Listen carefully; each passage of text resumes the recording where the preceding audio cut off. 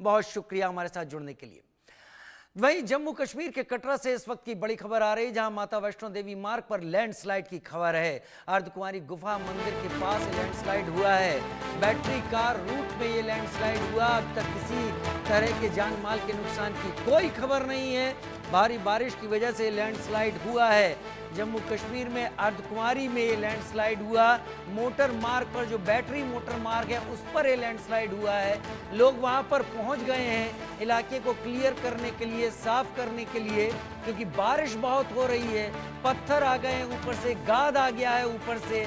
अब इसको साफ करने की जरूरत है। ये ईवी का जो मार्ग है, जिसके जरिए लोग ईवी के जरिए रास्ते से नीचे नीचे मंदिर के नजदीक तक पहुंचते हैं, वहां पर ये ऊपर से बहकर आ गया मलबा और गाद है जो इस वक्त इकट्ठा है। तस्वीर आप टीवी स्क्रीन पर देख रहे हैं। जान माल का कोई नुकसान नहीं। आशिक मीर लाइव जुड़ गए मेरे साथ। आशिक, विस्तार से बताइए जानकारी के बारे में, अभी क्या एफर्ट्स किए गए हैं वहां पर?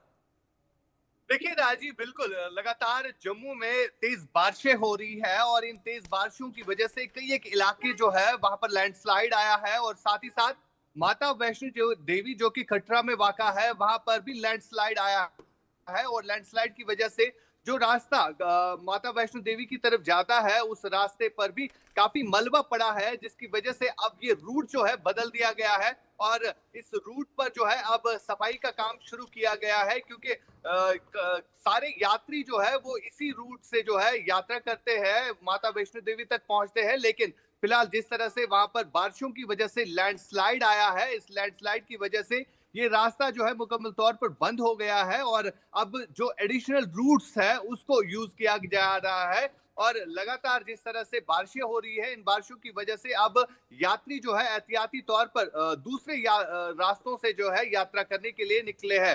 फिलहाल इस रूट पर जहां पर मलबा आया है वहां पर मलबा हटाने का काम जो है वो शुरू किया गया है और साथ ही साथ ये देखा जा रहा है कि कोई यात्री इन मलबे तले जो है नहीं दब गया है, तो उसके चलते वहां पर ऑपरेशन भी चलाया जा रहा है। राजीव, मैं यही जानना चाहता था, अब तक कोई पुख्ता खबर मिली या किसी को कोई इंजर्ड हुआ हो या किसी के साथ कोई गलत हादसा हो गया हो? क्योंकि बाद में लोग पहुंचे और मलबा काफी दिख रहा है तस्वीरों में।